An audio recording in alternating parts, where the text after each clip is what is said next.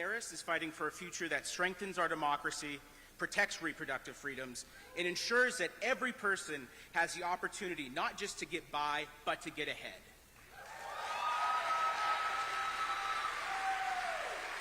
Now, on the other hand, Donald Trump is a convicted criminal of fraud,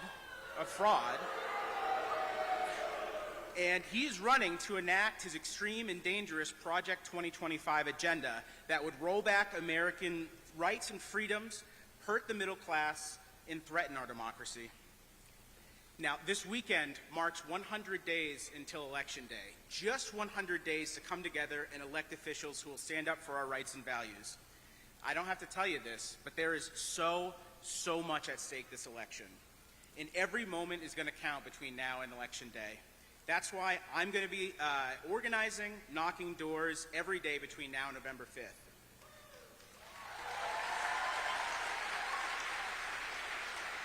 But, and this is a big but, this campaign cannot do this alone. As Senator Sanders says, it's not me, it's us. It's going to take every one of us to stand up for our shared values. It's going to take all of us to stop Donald Trump and his Project 2025 agenda. It's going to take all of us to ensure that our future is bright, and I need every single one of you to join us.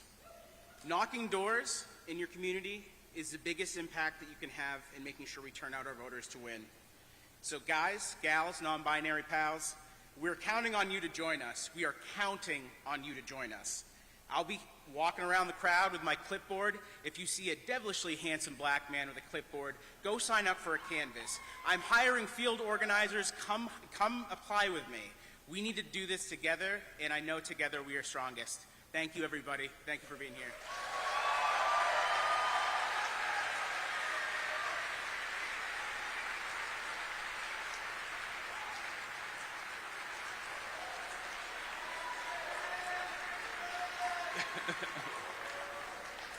Good morning, siblings, brothers, sisters. My name is Greason Lookner. I am a legislator, proud to represent part of Portland in the Maine State House. It's been the honor and the privilege of my lifetime, and I'm proud to be standing here today to talk about a very important issue. Who here thinks there's too much money in politics today? We want to stop the corrupting influence of super PACs. Yeah? Anyway, I just want to talk about a little bit how I got here, because I wouldn't be here today if it wasn't for Senator Bernie Sanders. I want to thank him for the privilege.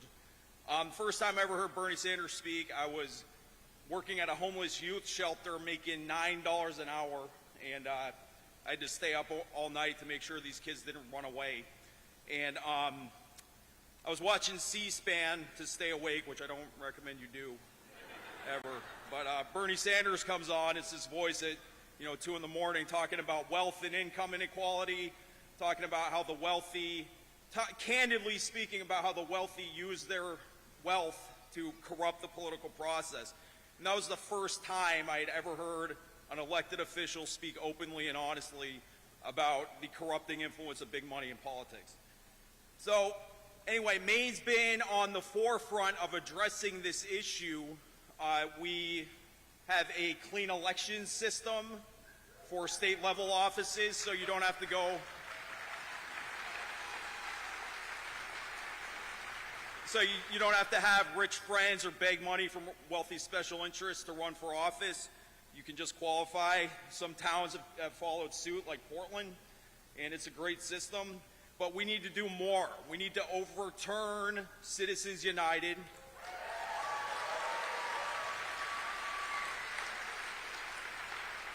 And that's what I'm here to talk about today. Maine, again, is going to be on the forefront of addressing this, the super PACs and the too much money that is going into these dark money PACs that are corrupting our political process. So there is a referendum this year on the ballot you may or may not have heard. It's Yes on 1, and it's very important because it's going to limit the amount of money that an individual like Elon Musk, per se, could donate to a PAC.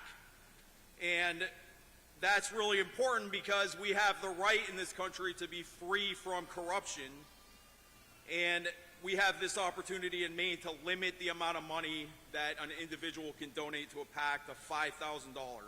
So it's a very important initiative.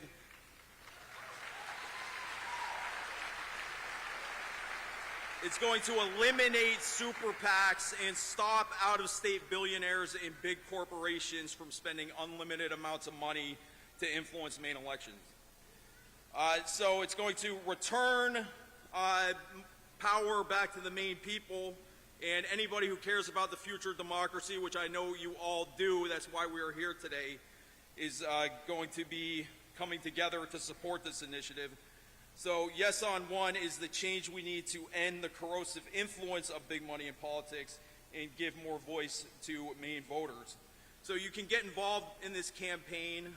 You can chip in $5, or you can help organize with your local community. It's going to take each of us doing what we can, working together to win this fight, and win we must.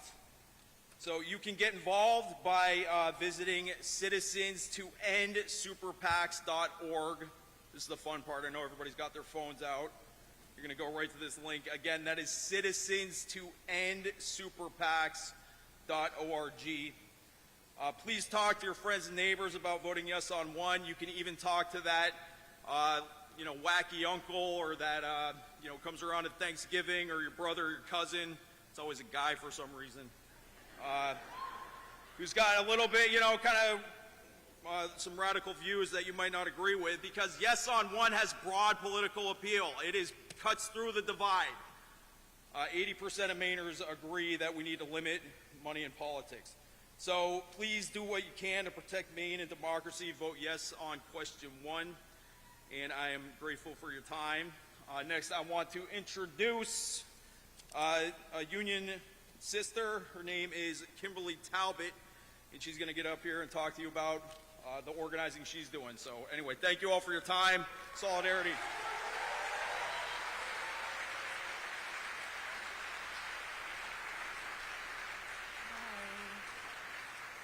Hello, good morning.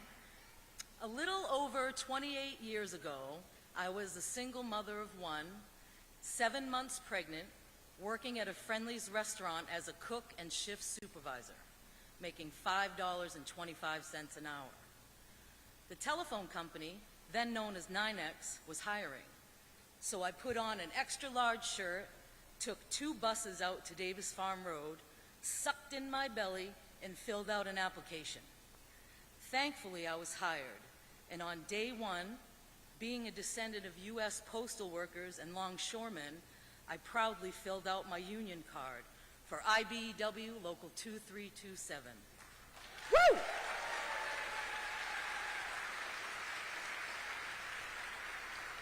Little did I know that at one point I'd be out on strike for 131 days, fighting for a fair contract. During that time, we had many from the community backing us, especially the Southern Maine Labor Council. Thank you.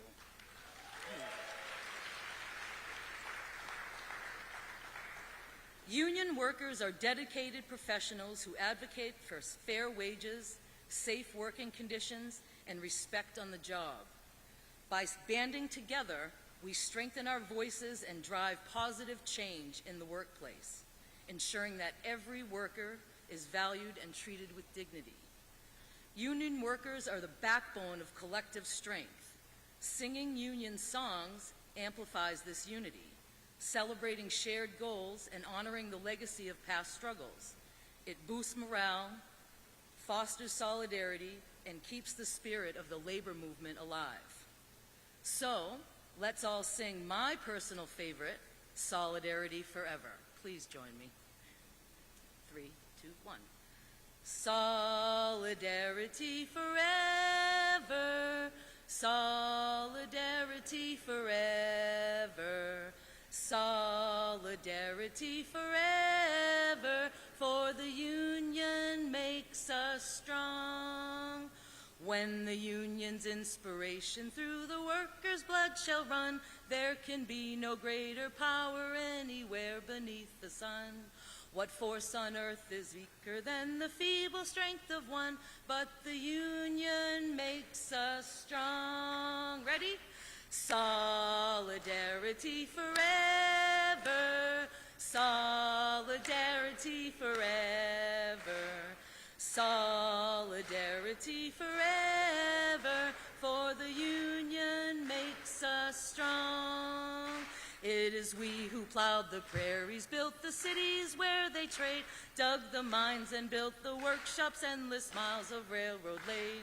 We stand outcast and starving midst the wonders we have made, but the union makes us strong. Solidarity forever. Solidarity forever. Solidarity forever, for the union makes us strong. They have taken untold millions that they never toiled to earn, but without our brain and muscle, not a single wheel can turn. We break their haughty power, gain our freedom when we learn that the union makes us strong. Solidarity forever. Solidarity forever. Solidarity forever. For the union makes us strong. One more. In our hands is placed a power greater than their hoarded gold, greater than the might of atoms magnified 1,000-fold. We bring to birth a new world from the ashes of the old, for the union makes us strong. Woo! Solidarity forever. Solidarity forever. Solidarity forever, for the union makes us strong. For the union makes us strong. Woo! Yeah. Thank you. That was amazing. Woo! All right. Thank you so much. Now, it is both an honor and a pleasure to stand before you today to introduce a remarkable individual who has dedicated his life to public service and championing the rights of working people. Today, we have the distinct privilege of welcoming to Portland, Maine, Senator Bernie Sanders.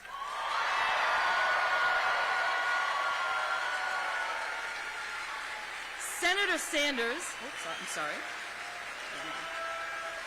He is pretty awesome, huh?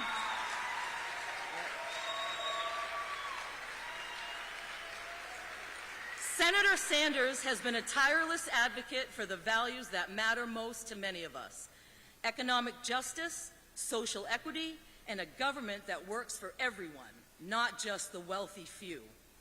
Representing the great state of Vermont, Bernie has built a distinguished career on the principles of fairness and integrity. For decades, Senator Sanders has fought for policies that uplift the middle class and address income inequality. His efforts to expand access to health care, support affordable education, and combat climate change have not only shaped the national conversation, but also set a benchmark for progressive leadership. What sets Bernie Sanders apart is not just his unwavering commitment to these causes, but also his ability to connect with people from all walks of life. He has been a powerful voice for those who feel left behind, and his dedication to fighting for ordinary Americans' interests is truly inspiring. In addition to his policy achievements, Bernie has the unique ability to mobilize and energize people across the political spectrum. His vision for a fairer, more just society resonates with many and has sparked a movement that continues to grow and evolve. As we gather here today, we are not just meeting a politician, no. We are meeting a champion for change and a staunch defender of democratic values. His leadership and advocacy remind us that we have the power to shape our future and that our government serves the interests of all the citizens. So, without further ado, Please join me in giving a warm Portland, Maine welcome to Senator Bernie Sanders.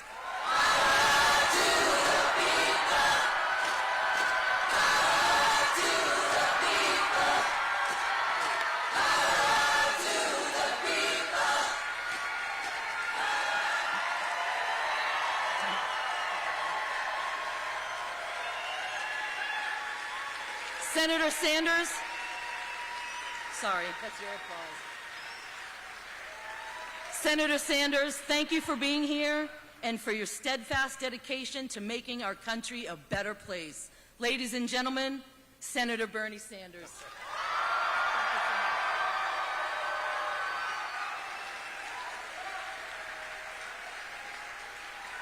Portland, thank you.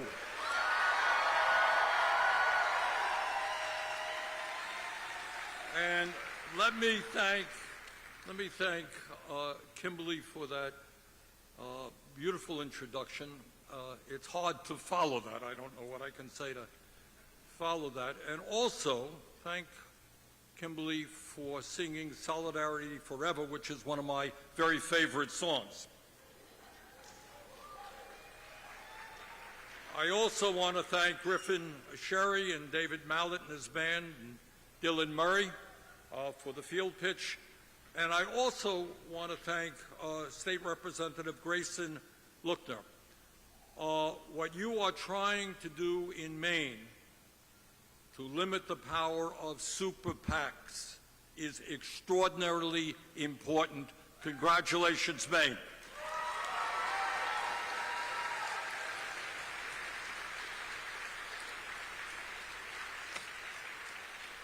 You know, there is a saying allegedly coming from China that says, quote, "May you live in interesting times."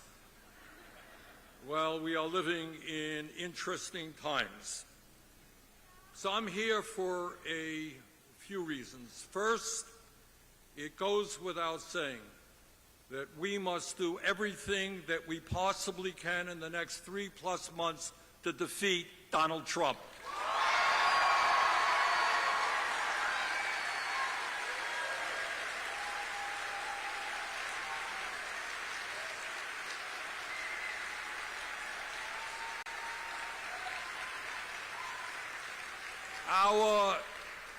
Our deeply troubled country will not recover if the American people elect a president who is a pathological liar, who is a felon, who is a convicted sexual abuser, and someone who is a businessman was involved in 4,000 different lawsuits. We will not be able to look our kids and our grandchildren in the eye if we elect somebody like that as president.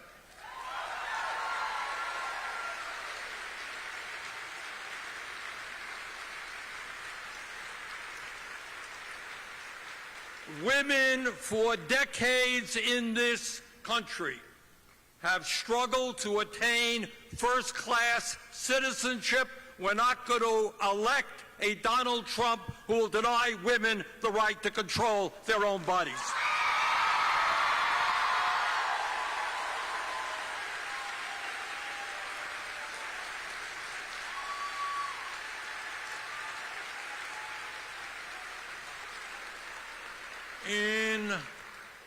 In Maine, in Vermont, throughout our country, throughout the world, people are struggling right now with the devastating impact of climate change. We're seeing more drought. We're seeing more heat waves. We're seeing more extreme weather disturbances. This country will not make it. The world will not make it if we elect somebody like Donald Trump who thinks that climate change is a hoax.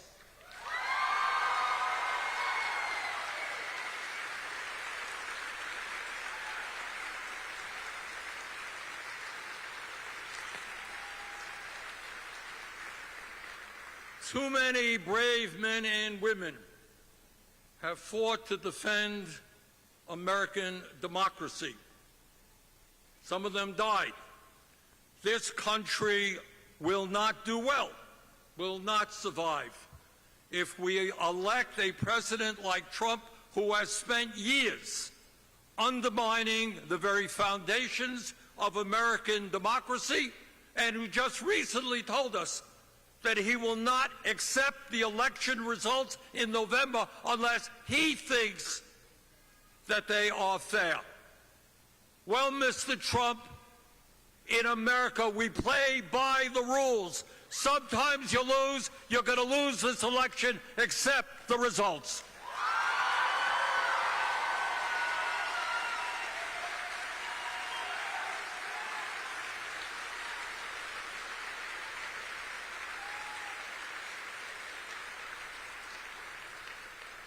But our job is not just to defeat Donald Trump. It is to elect Kamala Harris as our next president.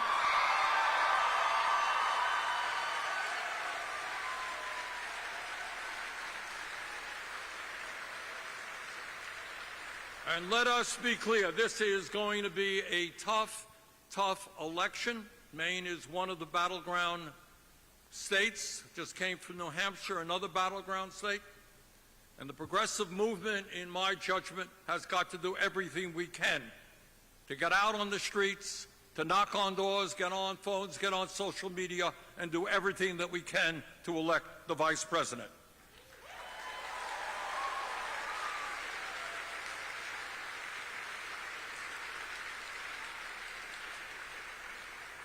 And there are a lot of people advising the vice president, a lot of issues that I think we're all very clear and united on. But it is my view that her best path to victory is if she is prepared to campaign on an agenda that takes on the greed and the power of the big money interests and addresses the needs of the long-ignored working class of our country.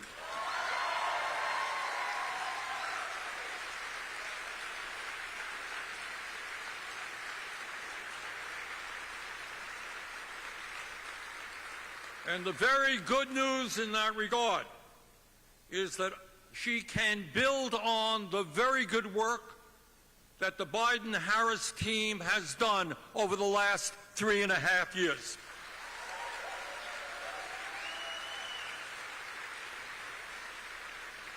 Because in my view, that administration, Biden-Harris, has been the strongest pro-worker administration in the modern history of our country.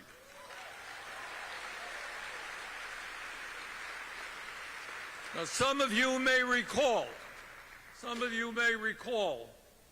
that for years politicians were talking about rebuilding our crumbling infrastructure, our roads, our bridges, our water systems, our wastewater plants. Well, Biden-Harris administration has begun to do that.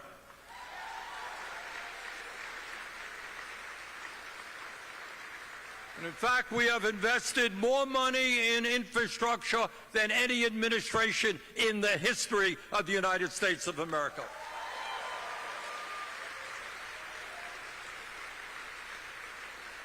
As a result of disastrous trade policies, like NAFTA and permanent normal trade relations with China, we lost thousands and thousands of factories and millions of good-paying jobs. Under Biden and Harris, we are finally beginning to rebuild our manufacturing base.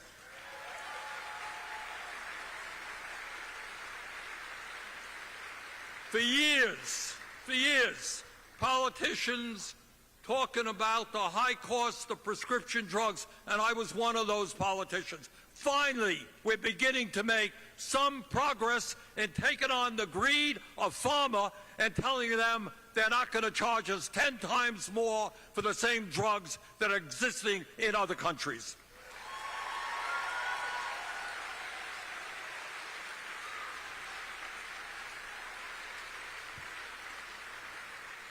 When I was last in Portland, when I was running for president, I talked about the need to cancel all student debt in America.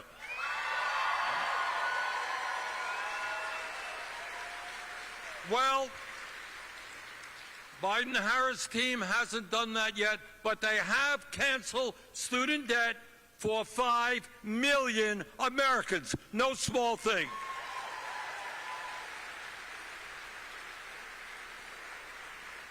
And while Donald Trump and his friends in the fossil fuel industry think that climate change is a hoax, the Biden-Harris team has put more money into transforming our energy system away from fossil fuel to energy efficiency and sustainable energy than any administration in American history.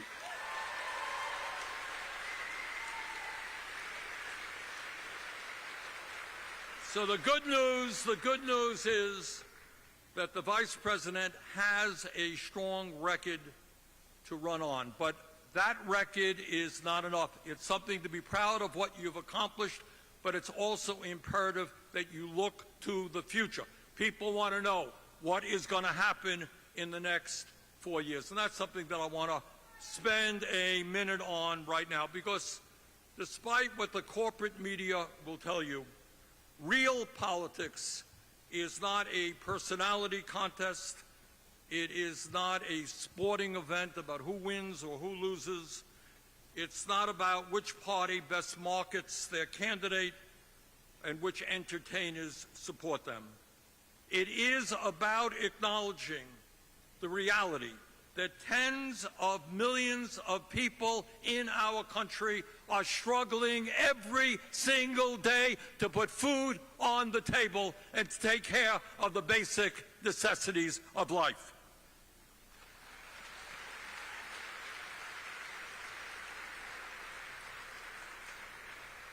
It is about understanding what is, again, not talked about in Congress and totally ignored by the corporate media.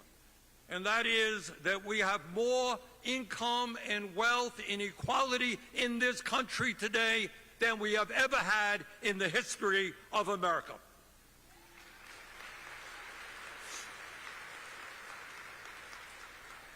It is about understanding that the status quo, both from a government perspective, political perspective, economic perspective, the status quo today is working extraordinarily well for the 1%. And it's our job to create a government and an economy that works not just for the people on top, but works for every man, woman, and child in this country. That's our challenge.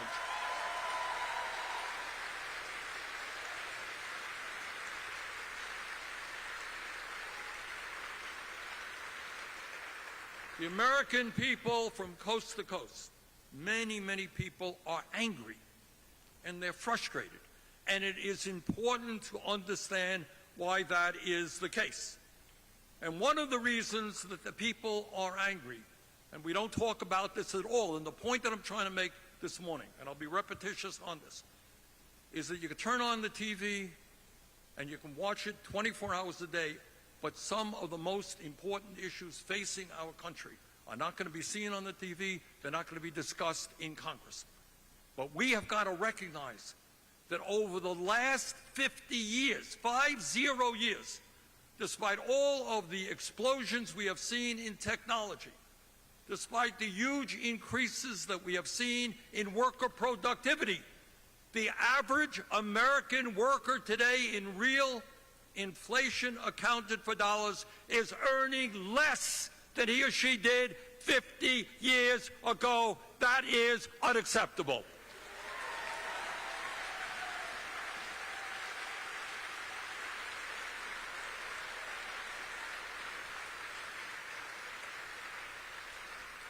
We don't talk about it, but it is unacceptable that 3 people on top own more wealth than the bottom half of American society. That the top 1% own more wealth than the bottom 90%. That CEOs in major corporations now earn 350 times what their average employee makes.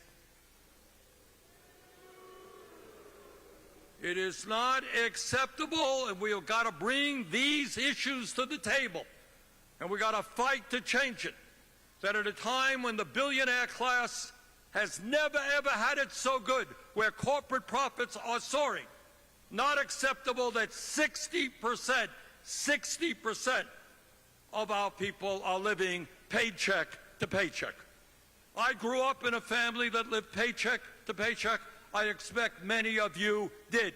This is the wealthiest country in the history of the world, and tens of millions of people should not have to be struggling to put food on the table or pay the rent. We can do better than that.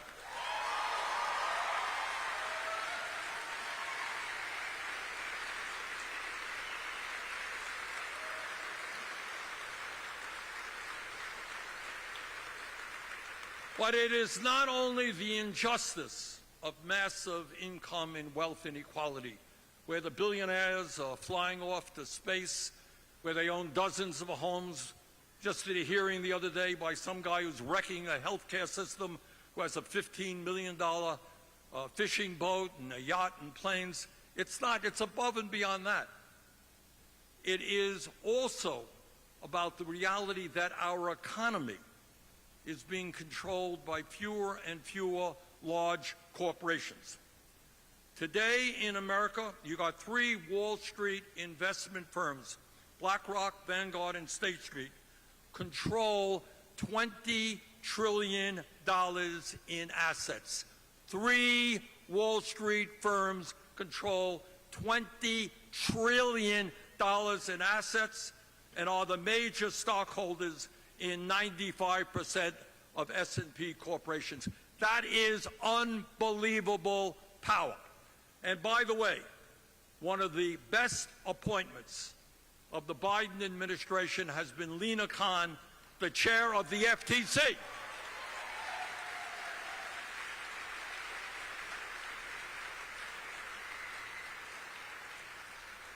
And Lina has been doing a great job in going after this kind of concentration of ownership. And just the other day, just literally the other day, some billionaire campaign contributor to the Democratic Party said, if Harris is elected, Lina Khan should go.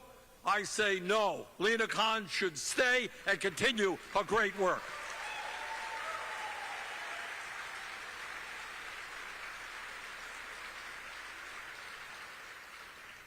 But it is not only, when we talk about what's going on in America today, it's not only massive income and wealth inequality.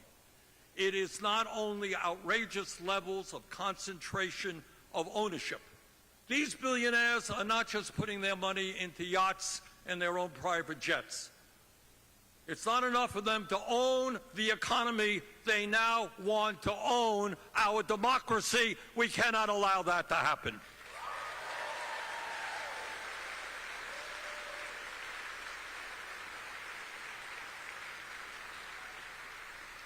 As all of you know, we have a reactionary Supreme Court.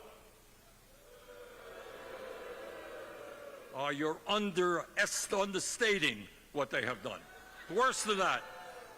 All right, it's not only Roe v. Wade and it's not only the Chevron case. Going back a while, maybe the worst decision in modern American history has been the Citizens United Supreme Court decision.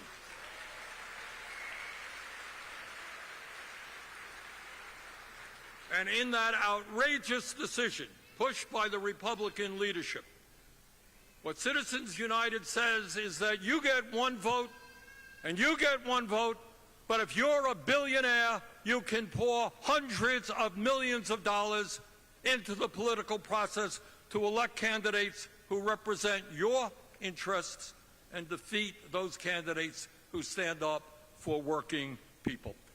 And we are seeing in this campaign, Citizens United playing out in a way that we have never seen before. So you got to take a deep breath. Elon Musk, the richest guy in the world, has announced that he is going to be putting $45 million a month into a super PAC for Donald Trump. Not enough for Musk to own Tesla. Not enough for him to own his space company. Not enough for him to own Twitter. Now he wants to purchase the United States government.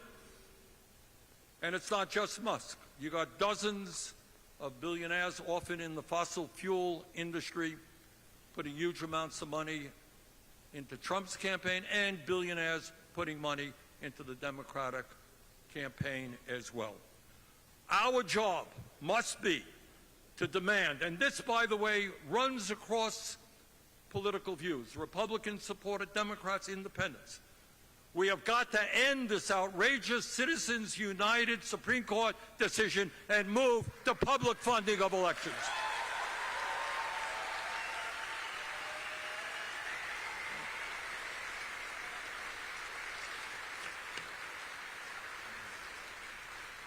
And what we as a people have got to do, and what campaigns in a democracy are supposed to be about, they're not beauty contests, they're not just picking up on dumb things that politicians like me may say. What we have got to do as a people, it's our job to take a hard look at the issues that impact the lives of ordinary people. And to say to our leadership, say, all right, look, this is what's going on in my family's life. What are you going to do about it? And we do that too rarely. Media doesn't do it. We don't do it enough in the Congress. Let me just touch on a few of the issues. We have well, let me ask you this question. I don't want to tell you what I think. I want you to tell me what you think. Is our current health care system broken? Now, that is the response I get wherever I go in this country. This system, healthcare system, is broken. It is dysfunctional. It is enormously complicated and confusing, and it is wildly expensive. Not talked about in the media. But as a nation, combining all of our healthcare expenditures, we end up spending twice as much as the people of any other country on health care, and yet we end up with 85 million people who are uninsured or underinsured, and tens of millions of people who cannot afford to go to a doctor when they need to. In my view, and this is an issue we need mass support for, we need political organizing around.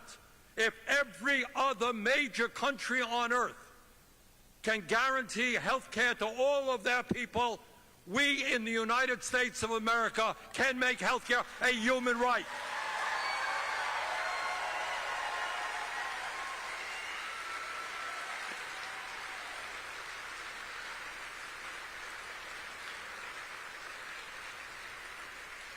And despite spending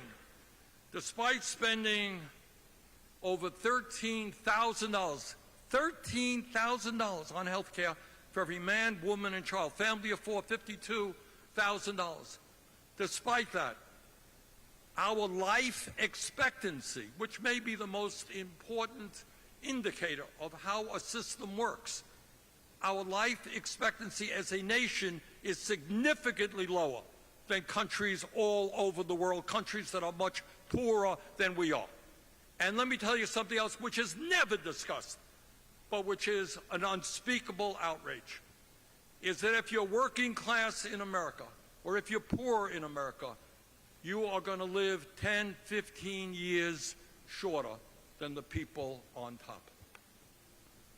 How cruel, how immoral is that in the wealthiest country in the history of the world?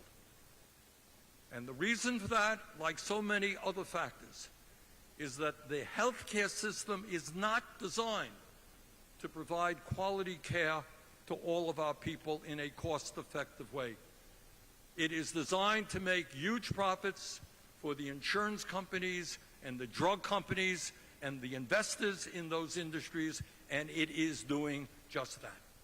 And our job is to say to the insurance companies and say to the drug companies, we are tired of being ripped off. We're tired of seeing people go bankrupt because they cannot afford a hospital bill. We're tired of seeing people dying because they don't go to a doctor when they should. We are going to have health care and Medicare for all as a human right.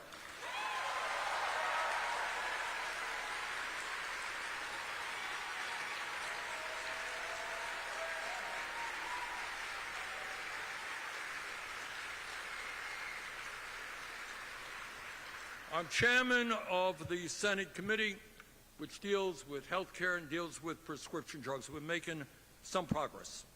We've been able to lower the cost of insulin in this country for seniors. Millions of people are dealing with asthma and COPD. We're lowering the cost of asthma inhalers. We are beginning finally to do what every other major country does and sit down and negotiate prices with the pharmaceutical industry.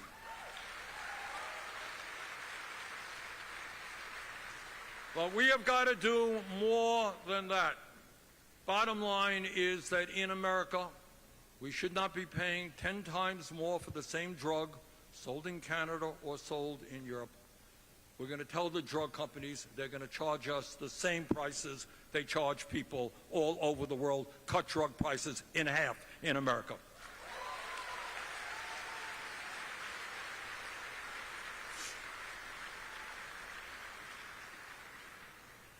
And when we talk about the greed of the ruling class in this country, and we talk about massive levels of income and wealth inequality, we have got to understand that these people on top have been very successful with their lobbyists and their lawyers and their accountants in fighting for a tax system which is absolutely outrageously regressive. Right now, if you are a truck driver, you're a nurse, your effective tax rate in all likelihood is higher than that of a billionaire. You got large, profitable corporations paying almost nothing in taxes.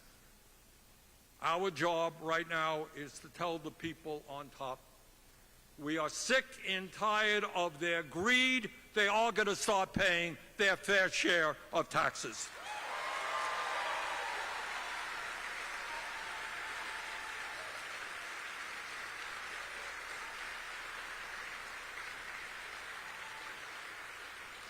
In my state of Vermont, and as I go around the country, one of the issues that people are always talking about is homelessness and the very high cost of housing in America today. I know in Vermont and all over this country, rents are soaring. Landlords are making huge profits. In my view, we have got to address this housing crisis, which is particularly egregious for young people who are renting.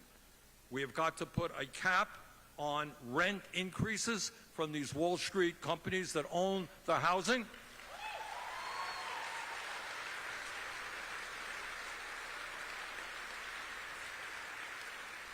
And we have got to build millions of units of affordable, of low-income and senior housing.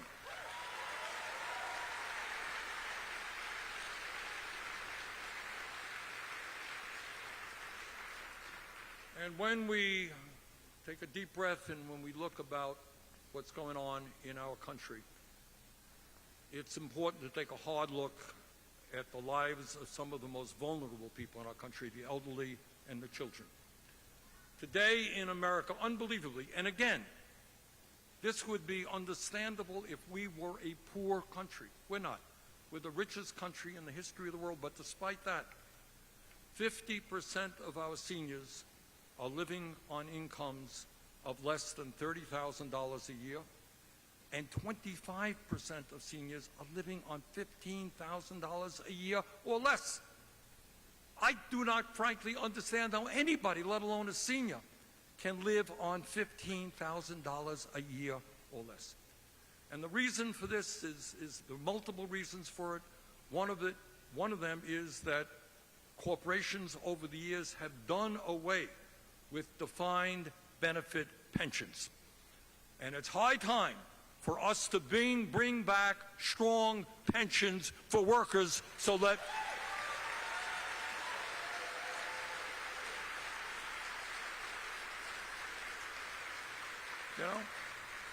not so many years ago, if you worked for a company, when you retired, you knew what you were getting. It was a defined pension, and it helped you deal with your golden years. Now, we have so many people living in poverty, and you have 90% of Republicans in the House of Representatives. You know what their solution to senior poverty is? It's to cut Social Security. Well, we have a somewhat different idea, and that is right now, in terms of the funding of Social Security, we have a very regressive system. And that is that somebody who makes $16 million a year contributes the same amount into the Social Security Trust Fund as somebody who makes $160,000 a year. If we lift that cap and tax all income, we will be able to increase Social Security benefits by $2,400 a year for seniors.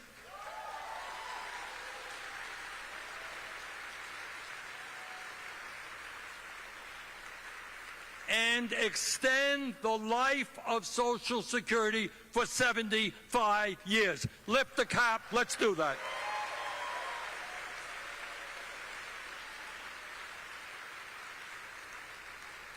And while our conservative political system is not yet ready to move toward a Medicare for all system, what we can do, and what there is massive support for, is to understand that dental care, hearing, and vision should be part of Medicare.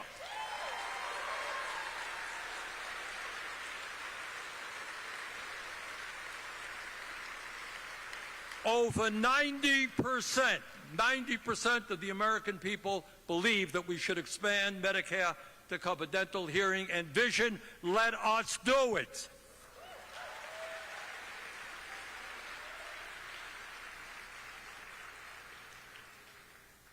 And when we talk about people who are vulnerable, it's not just seniors, it is the children.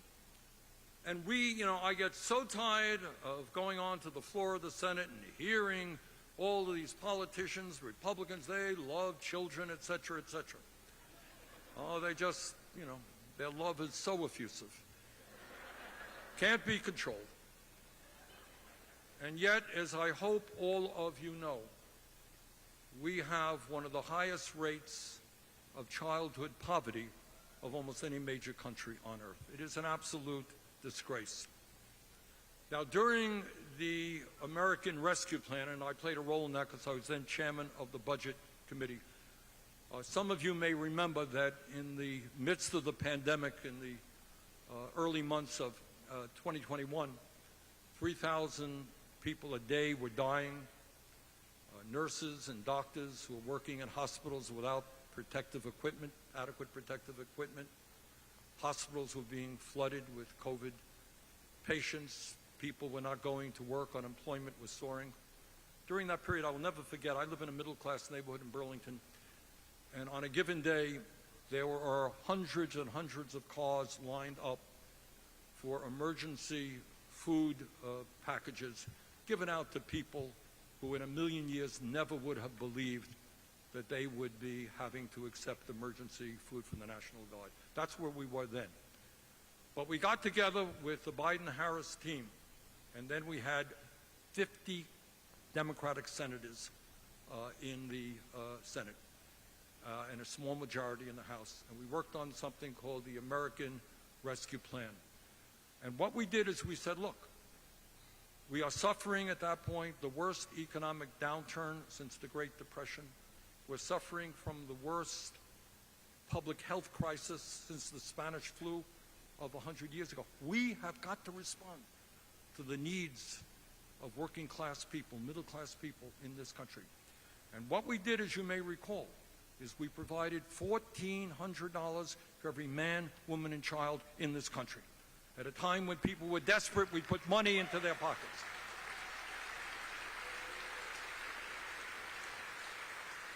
We increased and extended unemployment benefits because people couldn't go to work, businesses were shutting down. We put money into hospitals and schools to maintain them, small businesses to keep them going. But there's something else that we did, which I think tells you what progressive government can do. As part of the American Rescue Plan, we said, look, times are really, really tough, and if you're a parent raising young kids, it is doubly difficult, very expensive to raise kids now. So what we did is provided $300 for parents, for every kid in a family under 17. That's what we did. Every month, $300 per kid.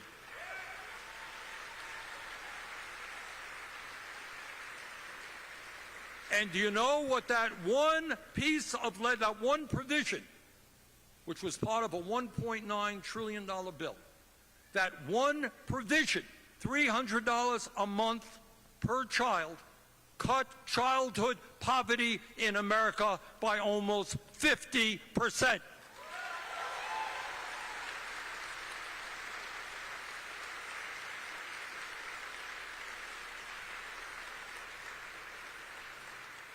Our job, now that expired, because when we were trying to Build Back Better, what we did with the American Rescue Plan is we had an emergency, we acted. By and large, those were 3-year programs. What Biden, Harris, and Congress try to do says, let us now deal with the long-term structural problems of this country. We got 0 Republican support. We lost 2 corporate Democrats. We were unable to do it. But right now, when we think about the needs of our children, put it high up on the list. We're going to bring back that child tax credit. We're going to substantially lower childhood poverty in America.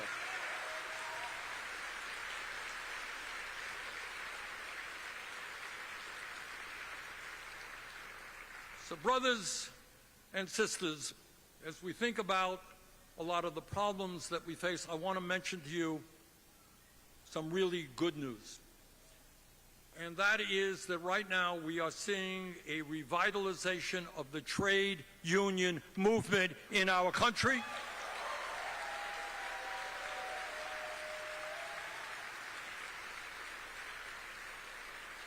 We're seeing established unions taking on corporate greed and negotiating good contracts for their workers.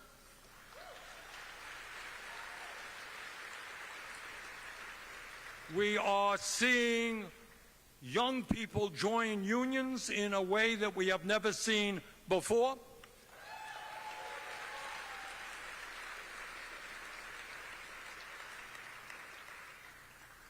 But as part of the effort for workers to join unions, very often they run up against illegal behavior on the part of these large corporations who threaten to fire people, who brainwash them with anti-union propaganda.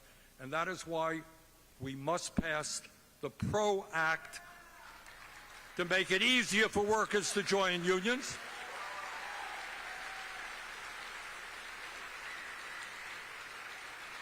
And why I'm a little embarrassed to tell you, as the United States Senator, that the federal minimum wage today is still $7.25 an hour.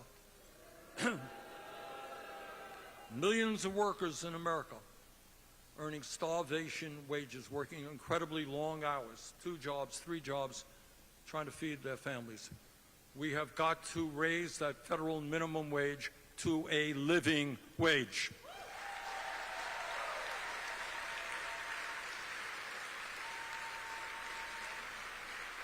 And to my mind, that living wage is at least $17 an hour.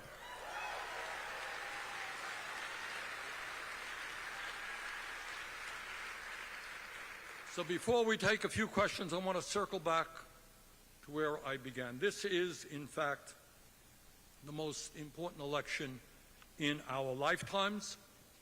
We have got to work double time and triple time to make sure that Trump is not elected and that the vice president is.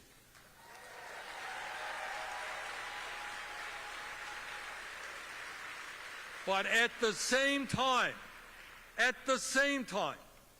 we have got to understand that in our country today, the people on top, the billionaire class, exert enormous influence over our entire economic system and our political system. We have got to fight for a vision for the future, which says that in the wealthiest country in the history of the world, we're not going to be the only nation that doesn't guarantee health care to all people. We're not going to have massive income and wealth inequality. We're not going to have 500,000 people sleeping out on the streets and kids going to inadequate schools because teachers are underpaid.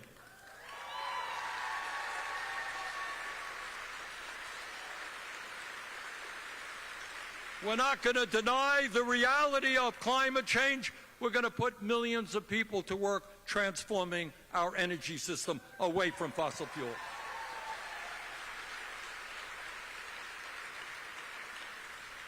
Brothers and sisters, these ideas are not quote-unquote far-left ideas. They are not utopian visions. I mentioned to you how one provision in one bill could cut childhood poverty in half.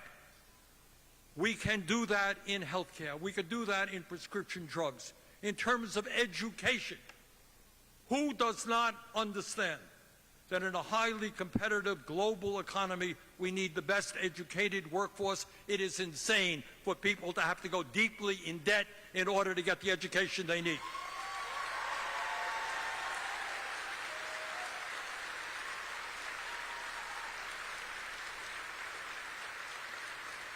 And maybe instead of spending $1 trillion on the military-industrial complex, we invest in education for our kids.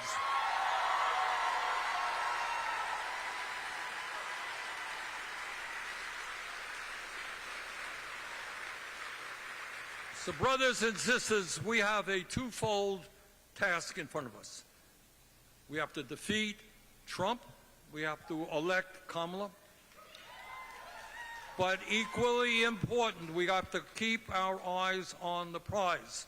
We have to educate. We have to organize. We have to bring our people together to transform our political system and create a government and a nation that works for all of us, not just the billionaire class. Thank you all very much.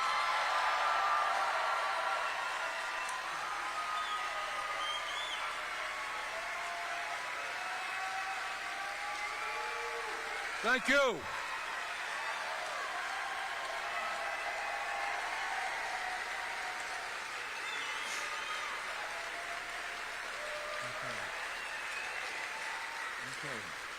All right, if we have some do we have any microphones here? Yeah, we do? Okay, somebody, all right, let's take a few questions. Please raise your hand. All right. Good work hustling, though. All right. Hard for me to see a question. Do I see a question? I see a question right there, I think. Oh, there's one right there, gentleman with a baby on his shoulder. And the baby will ask the question. This is Kahari St. Val. His mom worked on your 2020 campaign, and that's where he was conceived. It was as you can see, it was a campaign that brought people together. Yeah, that's right. They got a beautiful baby. I've got two questions, actually. The first one is we live in Augusta, closer to northern Maine. That's CD2.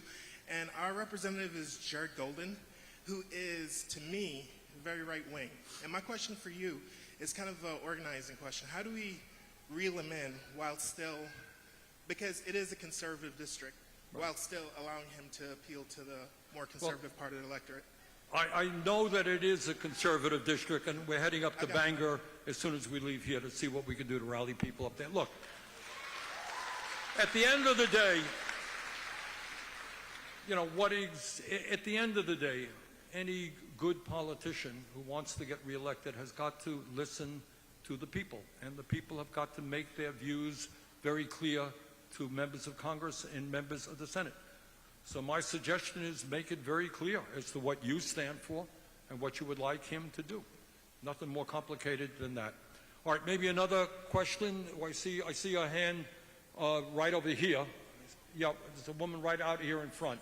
All right, why don't you yell it out, and I'll relate. Yell so loud. All right. In the back. We got a loud... Thank you. First of all, I want to thank you so much for coming to Portland, Maine. My pleasure.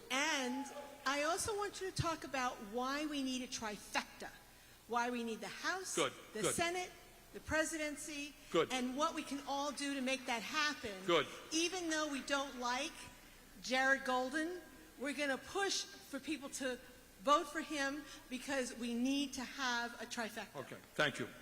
Look, again, I get angry at the media, not because it's fake news, not because reporters do not do their best to report what's going on, but it is what is emphasized and what is not emphasized. The point that this woman is making, and many people don't even know it.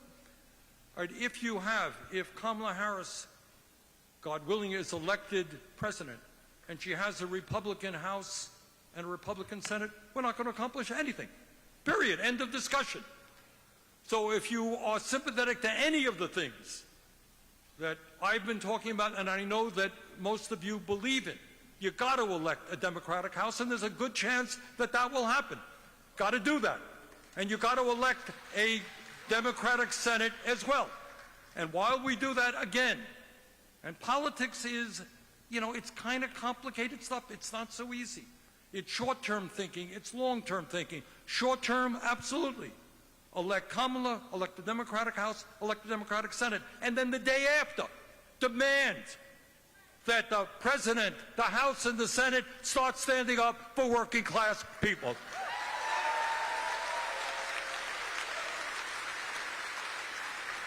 But let's be clear.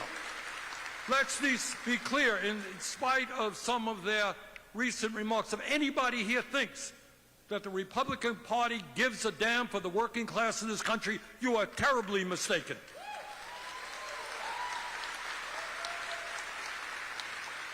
A few years ago, I brought forth a conservative minimum wage bill, only $15 an hour. I didn't get one Republican to support it. By the way, we didn't get 6 Democrats. Didn't get one Republican in the Senate to support it. We're talking about a PRO Act to make it easier for workers to form unions. I got that out of my committee. Not one Republican supported it. So the woman is absolutely right. For the president, the new president, to be successful, she's going to need a Democratic House and a Democratic Senate. Let's make that happen.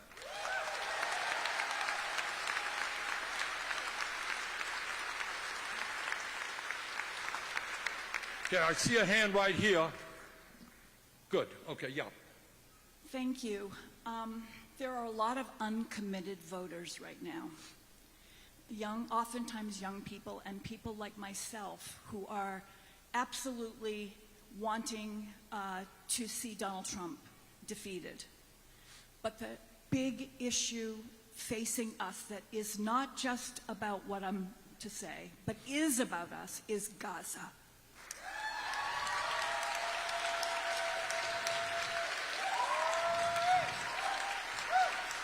So what can we do to convince Harris that she must take a different position now for those uncommitted voters to be able to get behind her and support Thank you for a ceasefire?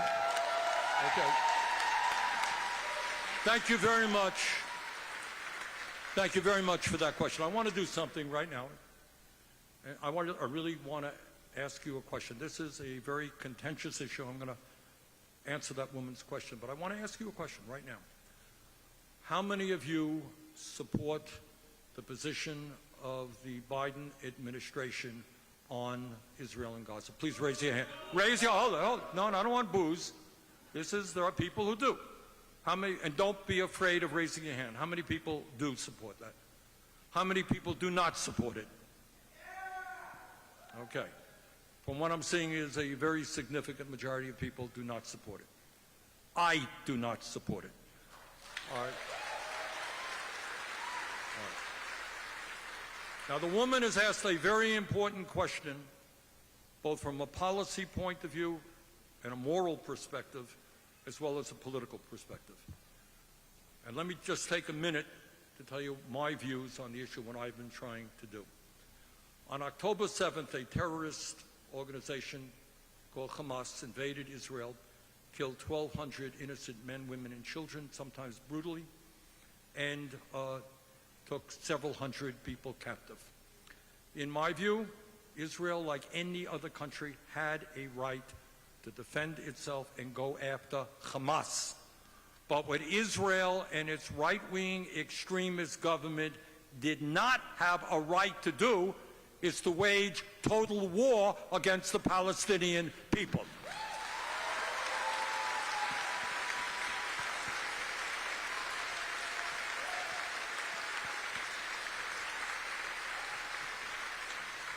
And let us be clear, because I've helped lead this effort in the Senate, let's be clear about what's happening in Gaza right now, and it is almost unspeakable. We're talking about a Netanyahu extremist government which has out-and-out anti-Palestinian racists in its government. They have displaced 90% of the people of Gaza, 2.2 million people. 90% have been driven from their homes, and in many cases, not once, not twice, almost half the population are now living in sweltering heat in tents. 60% of the housing units in Gaza have been damaged or destroyed, so we don't know what these people are going to be able to return to.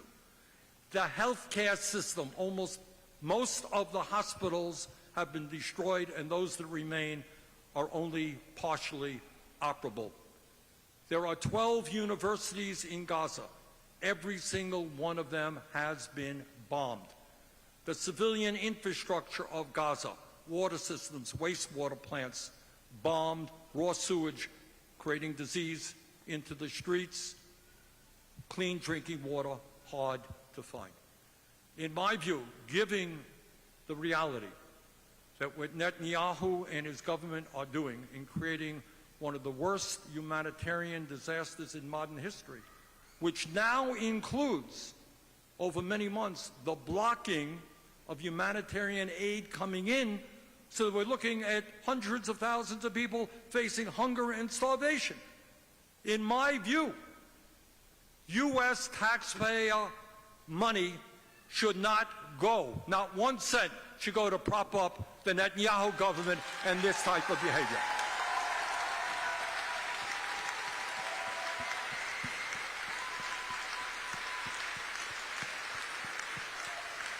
Now, the woman asked the question as a moral perspective, and I'll give you my views on the moral aspect of it, but it's a political issue as well.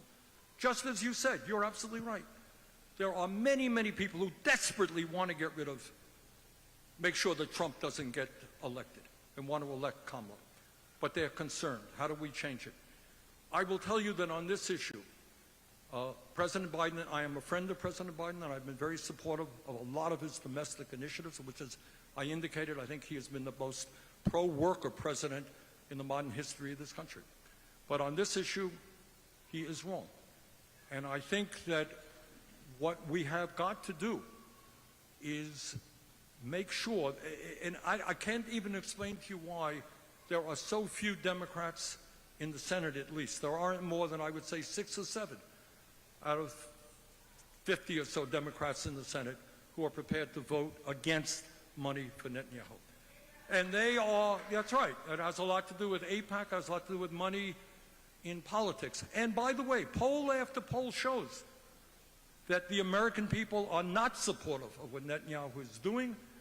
And by the way, in the Democratic Party, those numbers are very, very high. So to answer your question, what we have got to do in a grassroots way is say to the Democratic Party is that the policies that you have right now regarding Netanyahu are wrong, and if you really want to get young people involved in this campaign, the time is now to change those policies.